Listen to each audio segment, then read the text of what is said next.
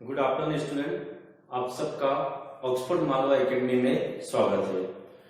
आज हम class 12 subject business study chapter 2 का लास्ट मैटर समझेंगे। टेलर और फेवल के सिद्धांतों के बारे में हमने समझा, साइंटिफिक प्रिंसिपल के बारे में हमने समझा, टेलर के कौन कौन से रूल्स हैं, फेवल के कौन कौन से प्रिंसिपल्स है उसके बारे में हमने समझा।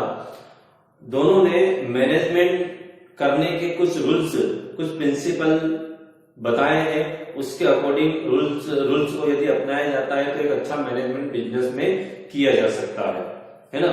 अब दोनों के अपने अलग अलग विचार है, दोनों के अलग अलग विचार है। अब उन विचारों में कुछ समानताएं भी है और कुछ असमानताएं भी है ना। ये मोस्ट इम्पोर्टेंट जो है मैटर है, कई बार एग्जाम में पूछा भी गया है।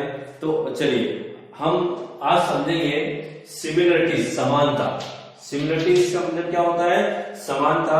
जो टेलर और फेवल है उनके जो प्रिंसिपल है, दोनों की जो टेक्निक है उनमें क्या क्या समानताएं हैं। ठीक है, सबसे फर्स्ट वाला पॉइंट है मैनेजमेंट प्रॉब्लम।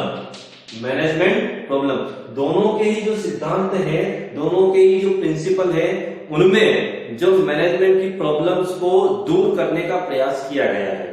दोनों ने ही अपने सिद्धांत में, अपने प्रिंसिपल में जो मैनेजमेंट में जो बुराइयां चल रही है, जो दोष जो चल रहे हैं मैनेजमेंट के अंदर, उसको दूर करने के प्रयास अपने सिद्धांत में उन्होंने किए। ठीक है, तो दोनों ने मैनेजमेंट की जो समस्याएं होती है, जो प्रॉब्लम्स होती है, जो मैनेजमेंट की जो बुराइयां होती है, उनको दूर करने का प्रयास अपने सिद्धांतों में दोनों ने ही किया है।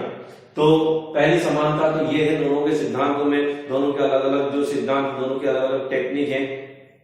उसके बाद ह्यूमन एलिमेंट मानवीय तत्व, दोनों ने ही, चाहे एफ.डब्ल्यू. टेलर हो चाहे फिर हेनरी फेवर हो, दोनों ने ही क्या किया है, अपने सिद्धांतों में मानवीय तत्व को महत्व दिया है। चाहे वो ग्रुप पर दिया हो, पूरे ग्रुप के वर्क पर दिया हो, या फिर किसी एक पर्सन के वर्क पर दिया हो, दोनों ने ही जो कर्मचारी होते हैं, जो वर्कर होते हैं, उन पर ज्यादा जोर दिया, मानवीय तत्व को ज्यादा महत्व दिया है। ठीक है, उसके बाद डिवीजन ऑफ वर्क, दोनों के सिद्धांत में ये माना गया है कि जो व्यक्ति जिस कार्य के योग्य उसको वो कार्य सौंप देना चाहिए, डिवीजन ऑफ वर्क। ठीक है, दोनों के सिद्धांतों में ये पाया गया है, दोनों में ये समानता है कि दोनों ही चाहते हैं जो व्यक्ति जिस कार्य के योग्य होता है उसको वो कार्य सौंप देना चाहिए। ठीक है, उनकी क्वालिटी के हिसाब से, उनकी योग्यता के हिसाब से कार्य सौंपना चाहिए। नेक्स्ट पॉइंट है आपका साइंटिफिक अप्रोच, वैज्ञानिक दृष्टिकोण।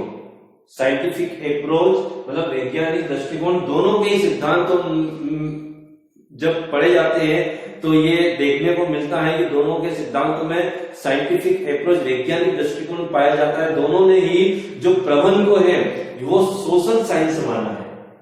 क्या माना है? दोनों ने सामाजिक विज्ञान माना है। दोनों ने ही क्या माना है? सामाजिक विज्ञान माना है। ठीक है, ऐसा जरूरी नहीं कि जो दोनों ने ये कहा है कि जो मैनेजमेंट है वो सिर्फ बिजनेस में ही नहीं, समाज के अंदर भी मैनेजमेंट होना चाहिए। जो सामाजिक वर्क होते हैं या फिर जो जीवन जो होता है वो भी एक मैनेजमेंट से चलना चाहिए। ठीक है, साइंटिफिक एवरेज, वैज्ञानिक दृष्टिकोण है उनका। नेक्स्ट पॉइंट है प्रोफेशनलिज्म इन मैनेजमेंट।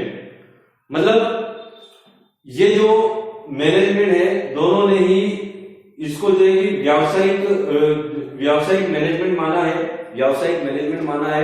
और इसके अकॉर्डिंग इन्होंने कहा है कि ये जो व्यावसायिक मैनेजमेंट इसलिए है कि कुछ लोग ये मानते हैं कि जो मैनेजमेंट वो एक जो है कि जन्मजात प्रतिभा है। मतलब जो जन्मजात प्रतिभा का मतलब ये है कि यदि प्रबंधक है तो उसका बेटा जो है कि वो प्रबंधक ही बनेगा, डॉक्टर का बेटा डॉक्टर ही बनेगा, इंजीनियर का बेटा जो है कि इंजीनियर ही बनेगा, नेता का बेटा जो है कि नेता बनेगा। ठीक है, लेकिन आजकल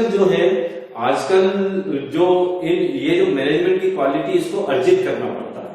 जरूरी नहीं कि मैनेजमेंट का जो है कि जो बेटा है कि वो मैनेजमेंट जो है कि मैनेजर ही बने, उसको मैनेजमेंट करने की जो है कि पहले से ताकत हो, नहीं।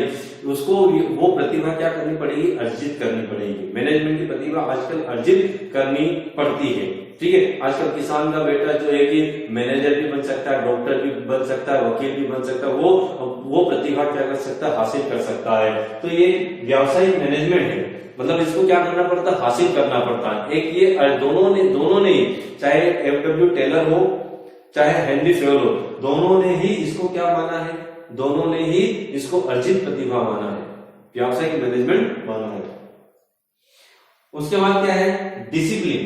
दोनों ही, चाहे एफडब्ल्यू टेलर हो चाहे हेनरी फेयोल हो, दोनों ने ही ये माना है कि बिजनेस के अंदर जो वर्कर होते हैं उनके अंदर अनुशासन होना चाहिए, क्योंकि अनुशासन होना बहुत जरूरी है।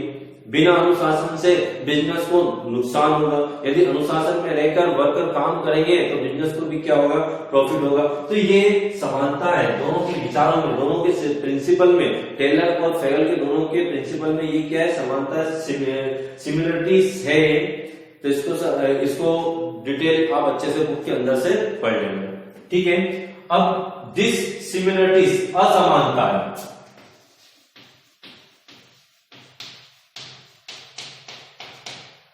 कुछ दोनों के सिद्धांतों में असमानताएं भी होती हैं।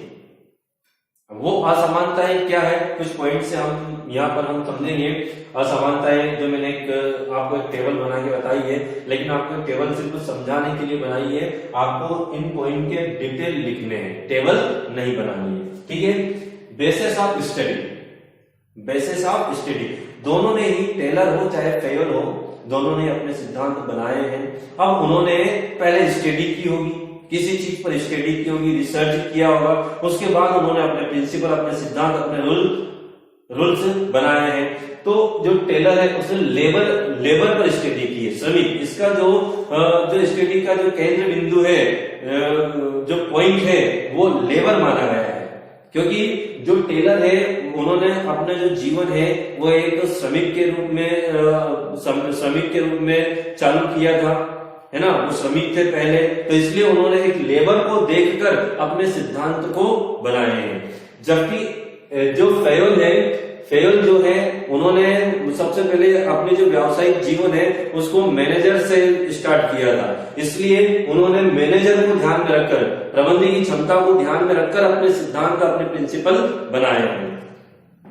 उसके बाद ह्यूमन एलिमेंट, मानवीय तत्व को दोनों ने महत्व दिया है, लेकिन किस पर महत्व दिया उसको हम समझेंगे। पार्टिकुलर पर्सन, मतलब जो टेलर है उन्होंने किसी एक व्यक्ति के काम पर ज्यादा महत्व दिया है, कि एक व्यक्ति किस प्रकार से वर्क करता है, उसकी कार्यक्षमता क्या है, उसकी एफिशिएंसी क्या है।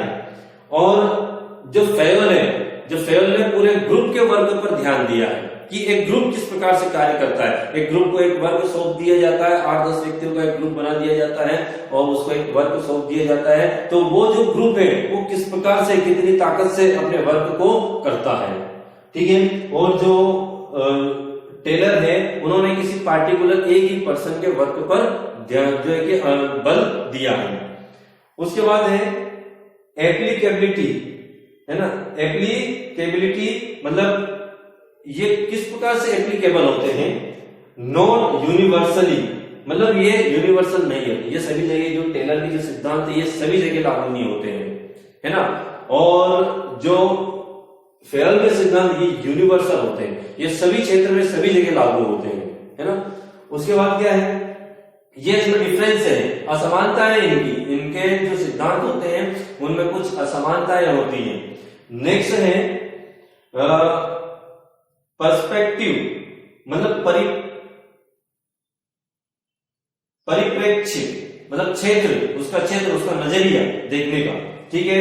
इसका जो परिप्रेक्ष्य है, पर्सपेक्टिव है, ये नैरो होता है, मतलब बहुत कम होता है ना, नैरो होता है, बहुत कम होता है।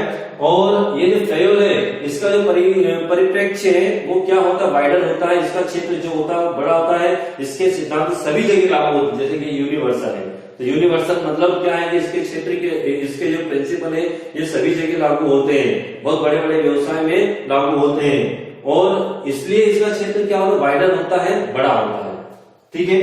उसके बाद है रिजिडिटी एंड फ्लेक्सिबिलिटी, रिजिडिटी का मतलब होता है कठोरता। इसके जो टेलर के जो सिद्धांत होते हैं, जो प्रिंसिपल होते हैं, वो बहुत कठोर होते हैं। इसको लागू सभी जगह लागू नहीं किया जा सकता है। और ये कठोरता इनमें जो है कि ये कठिन होते हैं, इसके सिद्धांतों को सभी लोग पालन नहीं कर पाते हैं। तो इसके जो प्रिंसिपल होते हैं वो बहुत कठोर होते हैं, रिजिडिटी होते हैं। और फ्लेक्सिबिलिटी और फेयर के जो सिद्धांत प्रिंसिपल हैं वो फ्लेक्सिबल होते हैं, मतलब परिवर्तित होते हैं, परिस्थिति के अनुसार उनको क्या किया जा सकता है, बदला जा सकता है। तो ये इसके सिद्धांतों में क्या है, असमानताएं हैं। इनके जो ये जो पॉइंट है, इनके डिटेल आपको बुक के अंदर मिल जाएंगे। ठीक है, तो अच्छे से आप उनको पढ़ लेना और समझ लेना। ठीक है, थैंक यू। ओके।